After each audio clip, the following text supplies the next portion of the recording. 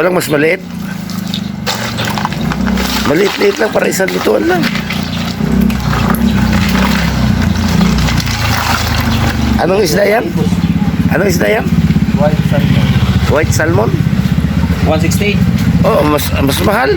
Ito, 150. 150. Yun lang mas maliit. Slice pa? Oo.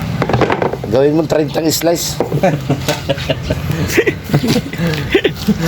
Panukat mo papel. Saan ka ba naboto dito sa Taguig? Oo, tagid. Nagpa-transfer na yan. Nandiyan pa yung pusit mo, hindi ko pa naluto eh. Ang tagal na, Eh, kararating ko lang kagabi. Ito? Oo.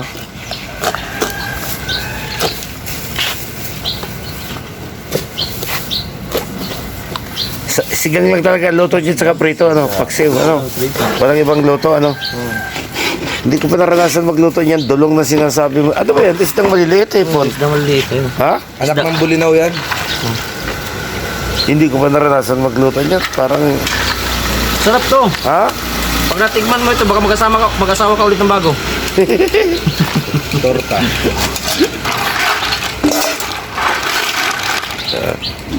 Okay na? Okay na. Bangos, bossing! Itay, bangos itay. Pas ka muna. Okay mga kabihero, ito na po yung binili natin kanina. Ang sabi po nung tindero na ating kababayan ay white salmon daw po ito. So ibang salmon kaysa doon sa parang may batik-batik mga kabihero. So ang mangyayari po, yung pong 4 na peraso ay ating pong ipiprito. Yun naman pong buntot at saka yung ulo ay ating pong isisigang. So ako lang po yung mahilig sa may sabaw. At yun pong aking dalawang kasama ay mas mahilig po sa prito. Kaya 3 peraso po yung ating isisigang mga kabihero. So bumili po tayo ng talbos ng kamote. Ayan. May kalamansi, kamatis, sibuyas, siling green, kapirasong luya at seasoning mga kabihero. Okay. Umpisahan na po natin. Hello!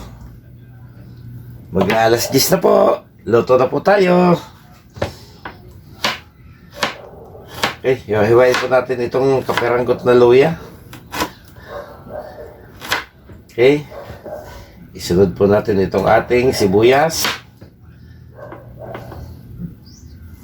Ayun, ano lang ang pagkahiwa.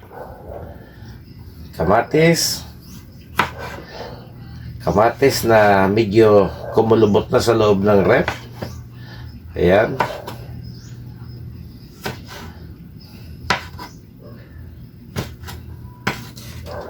Ayan, sabay-sabay na lang po natin yung ihuhulog dun sa ating pakukuloang sabaw.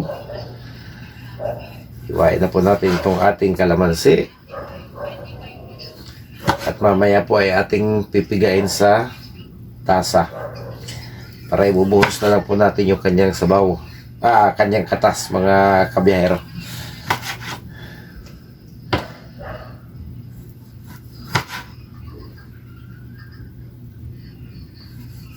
Yan, pwede na po siguro yung 8. Dahil 3 peraso lang naman po yung ating sasabawan mga kabiyahero.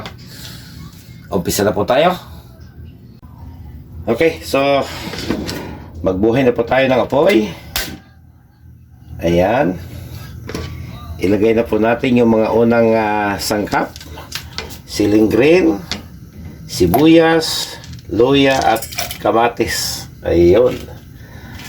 So yan po ang ating unang ilalagay. At lalagyan na rin po natin ng asin.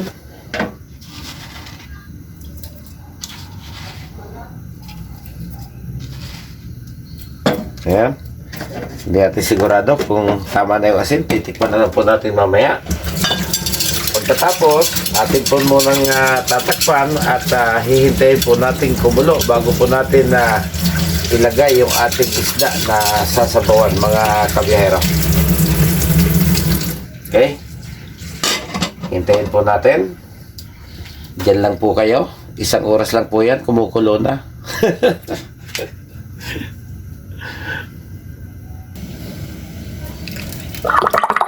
Okay, kulong-kulo na po siya. Ayun. Saglit lang, kulong-kulo na. Ilagay na po natin itong ating isda. Ayun, may natirang hasang. Hindi hasang. Pinakantaba. Ayun. So, tatlo po sa atin. Si Delia at si Gabs. Tigdalwa lang. Ayan. Pwede po natin lagyan ng seasoning.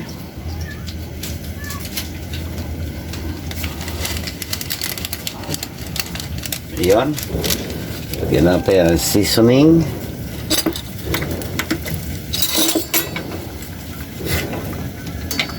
Hintayin ulit natin maluto yung isda bago naman po natin ilagay yung ating kalamansi at talbos ng kamuting bagin, mga kabiyahero. Pag isinabay po kasi natin sa pagkulo yung kalamansi, may posibilidad po na pumait. Ayun.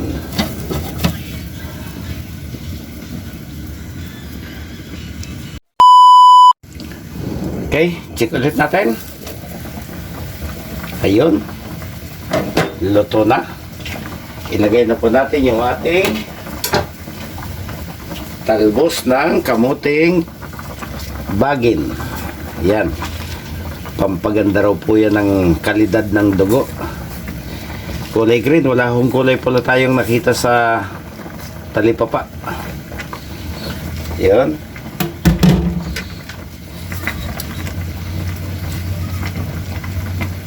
Pagkatapos, isunod po natin yung ating katas ng kalamansi.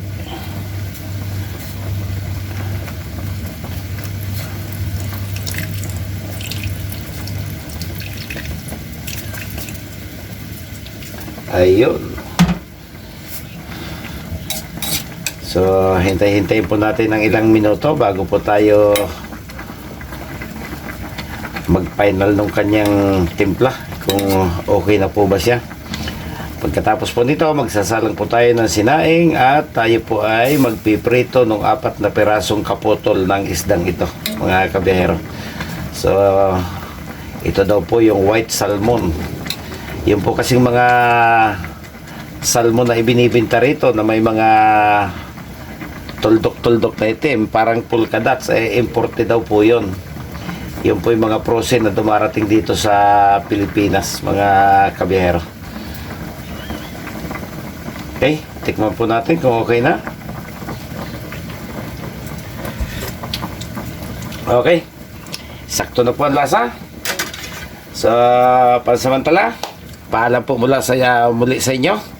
Hanggang sa susunod pa po nating mga video. Salamat!